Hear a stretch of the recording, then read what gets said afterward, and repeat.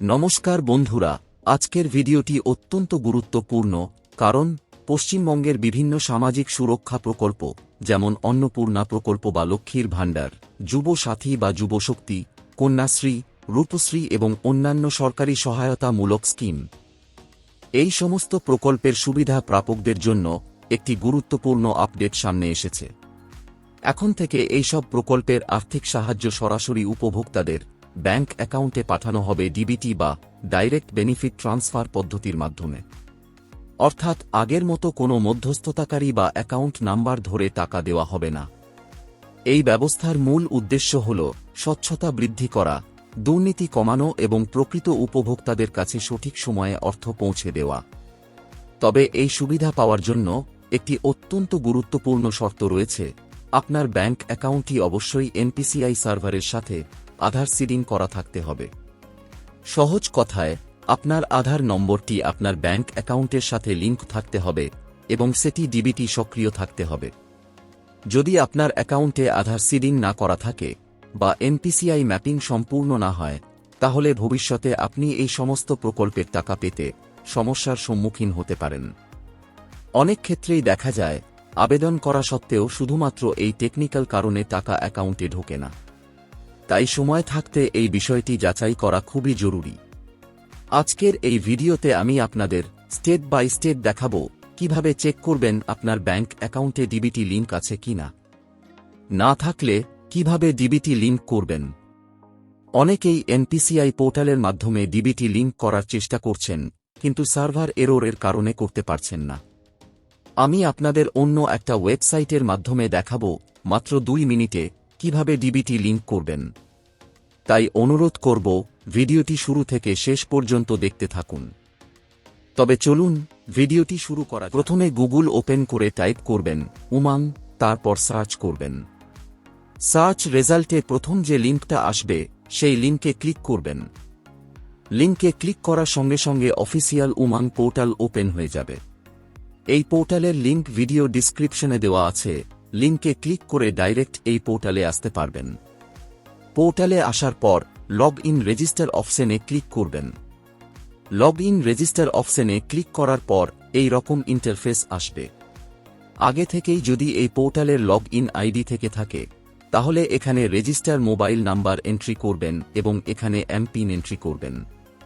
তারপর log in অপশনে click করবেন। যদি আপনি এই পোর্টালের ফার্স্ট টাইম ইউজার হয়ে থাকেন, তাহলে রেজিস্টার অপশনে ক্লিক করবেন। রেজিস্টার অপশনে ক্লিক করার পর এই রকম ইন্টারফেস আসবে। এখানে মোবাইল নাম্বার এন্ট্রি করবেন এবং এখানে নিজের স্টেটের নাম সিলেক্ট করবেন। তারপর টার্ম অ্যান্ড কন্ডিশনে টিক মার্ক দিয়ে রেজিস্টার অপশনে ক্লিক করবেন। রেজিস্টারে ক্লিক করার পর মোবাইলে ওটিপি আসবে। জাস্ট ওটিপির ঘরে ওটিপি এন্ট্রি করে ভেরিফাই ওটিপি অপশনে ক্লিক করবেন। ভেরিফাই ওটিপিতে ক্লিক করার পর ড্যাশবোর্ড ওপেন হয়ে যাবে এবং এই রকম একটা পপ আপ আসবে। এখানে লগ ইন এমপিন সেট করতে হবে। আপনি আপনার 6 ডিজিট এমপিন এন্ট্রি করে নেক্সটে ক্লিক করবেন। নেক্সটে ক্লিক করার পর আপনার ড্যাশবোর্ড সম্পূর্ণ ওপেন হয়ে যাবে। ড্যাশবোর্ডে আসার পর এখানে অনেক সার্ভিস পেয়ে যাবেন। ডিবিটি লিংক করার জন্য এই সার্চ বক্সে ক্লিক করে টাইপ করবেন এনপিসিআই। টাইপ করার পর নিচে আধার সিডিং বা ভারত আধার সিডিং এনাবেলার অপশন দেখতে পাবেন। জাস্ট ভারত আধার সিডিং এনাবেলার অপশনে ক্লিক করবেন। ক্লিক করার সঙ্গে সঙ্গে এনপিসিআই এর মেন পোর্টাল ওপেন হয়ে যাবে, কোনো রকম এরর ছাড়া, এবং এই রকম ইন্টারফেস শো হবে। এখানে অনেকগুলো অপশন পাবেন। এই অপশনগুলোর মধ্যে ডিবিটি স্ট্যাটাস চেক করার জন্য আধার ম্যাপ স্ট্যাটাস অপশনে ক্লিক করবেন। ক্লিক করার পর এই রকম ইন্টারফেস আসবে। এখানে অ্যাকাউন্ট হোল্ডারের আধার নাম্বার এন্ট্রি করবেন। তারপর ক্যাপচা বক্সে ক্যাপচা এন্ট্রি করে চেক স্ট্যাটাস অপশনে ক্লিক করবেন। চেক স্ট্যাটাসে ক্লিক করার পর আধার রেজিস্টার মোবাইলে ওটিপি আসবে। জাস্ট ওটিপির ঘরে ওটিপি এন্ট্রি করবেন। তারপর কনফার্ম অপশনে ক্লিক করবেন। কনফার্ম অপশনে ক্লিক করার পর আধার ম্যাপিং স্ট্যাটাস শো হয়ে যাবে। যেমন অ্যাকাউন্ট হোল্ডারের আধার নাম্বারের লাস্ট 4 ডিজিট শো হবে।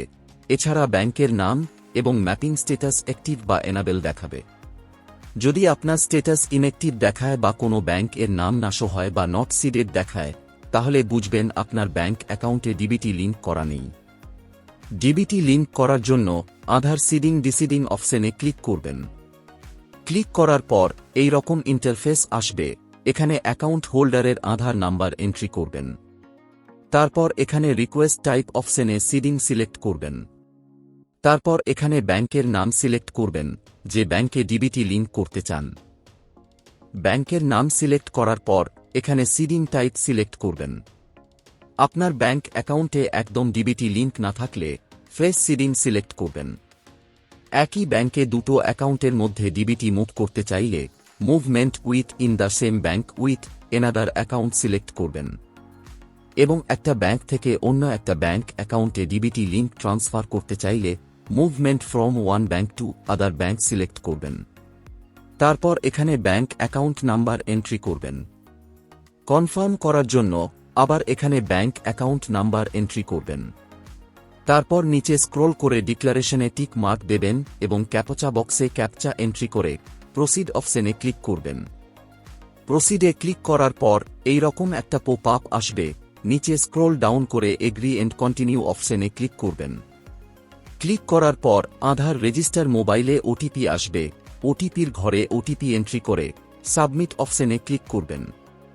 ওটিপি সাবমিট করার সাথে সাথে আপনার রিকোয়েস্ট সাকসেসফুলি সাবমিট হয়ে যাবে। আশা করি এই ভিডিওটির মাধ্যমে আপনাদের অন্য একটা ওয়েবসাইটের মাধ্যমে ব্যাংক অ্যাকাউন্টে ডিবিটি লিংক করার পদ্ধতি স্টেপ বাই স্টেপ বোঝাতে পেরেছি। যদি আপনারা আরও কিছু জানতে চান বা কোনো প্রশ্ন থাকে তাহলে নিচে কমেন্ট বক্সে কমেন্ট করতে ভুলবেন না। ভিডিওটি যদি ভালো লেগে থাকে তাহলে লাইক, শেয়ার এবং চ্যানেলকে সাবস্ক্রাইব করতে ভুলবেন না। এই ভিডিওটি এতক্ষণ দেখার জন্য আপনাকে অসংখ্য ধন্যবাদ।